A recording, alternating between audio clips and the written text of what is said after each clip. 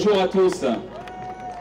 Ça fait vraiment du bien d'être tous rassemblés ici. On est chaque manifestation de plus en plus nombreux. Et au-delà des messages électoraux, j'ai envie de passer un message de rassemblement. Nous étions déjà nombreux à être contre cet aéroport lors des élections européennes, mais beaucoup moins, et notamment dans les partis politiques. Et on voit aujourd'hui que ce rassemblement contre l'aéroport transcende un certain nombre de clivages, et nous nous en réjouissons pour mener la lutte pour les élections régionales, mais aussi pour la suite, et Jean-Paul nous le disait, et je pense qu'il est bon de le rappeler, le message de cet après-midi, même si nous sommes en campagne électorale, est un message de rassemblement, de la lutte, du combat social, du combat écologique, pour un territoire, pour nos enfants plus tard. Et c'est ça qui m'anime aujourd'hui, cet après-midi, et pas seulement la campagne électorale. Alors on le disait, ce projet, il est ancien. Chers collègues, il a 42 ans, mon âge. Et à l'époque, il a été imaginé pour laisser atterrir ou décoller le Concorde pour rapprocher la France de New York. Vous imaginez un peu le projet? Et bien aujourd'hui, il est toujours porté, ce projet, par un certain nombre de promoteurs, et il est toujours un projet du passé. Il est pharaonique sur le plan financier, sur le plan structurel, et on n'est pas les seuls à le dire parmi les politiques. Les associations le disent depuis des années, et je voudrais rendre hommage cet après-midi à l'association ASIPA, qui a mené cette tracto-vélo avec d'autres associations, et qui depuis 15 ans mène le combat. Et nous sommes à vos côtés depuis longtemps, et personne, ça peut le contredire.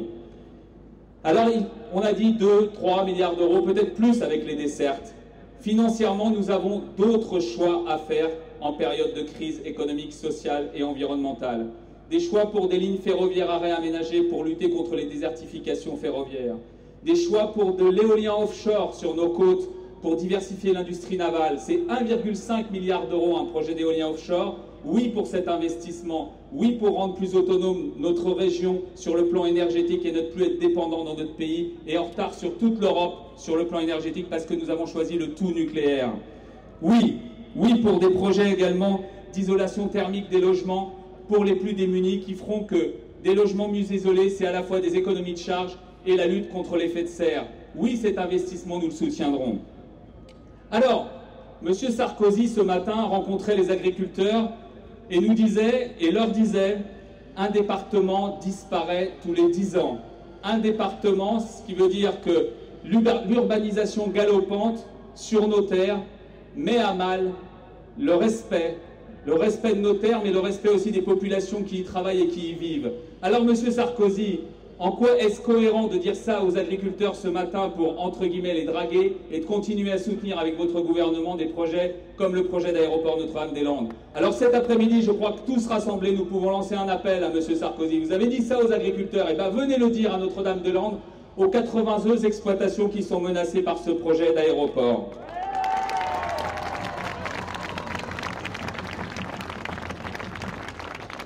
Alors après, l'autre argument, c'est l'emploi. On nous dit, vous êtes contre cet aéroport, c'est que vous êtes des décroissants, que vous êtes contre la création d'emplois. On nous annonce 15 000 emplois. Mais quels emplois? Pour qui? Comment? Sur quelle durée? Et puis quoi? La croissance qu'on vit aujourd'hui, c'est quelle croissance? C'est la croissance de la destruction de nos terres, c'est la croissance des inégalités sociales, c'est la croissance du chômage. Depuis 18 mois dans notre région, qu'on présente tout le temps comme une région en avance par rapport aux autres et qui est moins touchée par la crise, c'est l'équivalent de la population de La Roche-sur-Yon depuis 18 mois. 51 000 chômeurs de plus dans notre région. Donc là, oui, c'est l'urgence. Et moi, de cette croissance-là, nous n'en voulons pas à Europe Écologie. Nous voulons une autre croissance. Nous voulons une autre croissance basée sur des indicateurs qui ne sont pas des indicateurs uniquement financiers. Et c'est sur ça que nous allons nous battre et que nous nous battons dans cette campagne des régionales. Alors, je dois faire un petit mea culpa pour finir. Je devais faire la dernière étape à vélo avec les lâcheurs. Avec nos amis de la CIPA et un certain nombre de militants, mea culpa, effectivement la campagne nous fatigue un petit peu et je me suis reposé ce matin pour être avec vous cet après-midi. Ça fait plus de 3 mois et demi qu'on est sur le terrain, plus de 300 événements pour rencontrer les gens. J'espère qu'on en aura convaincu certains, mais en tout cas, ce qui nous importe jusqu'à dimanche prochain, c'est de porter ce projet écologiste et solidaire, ce projet de renouveau de la politique, ce projet qui aujourd'hui doit convaincre plus largement et tous rassemblés.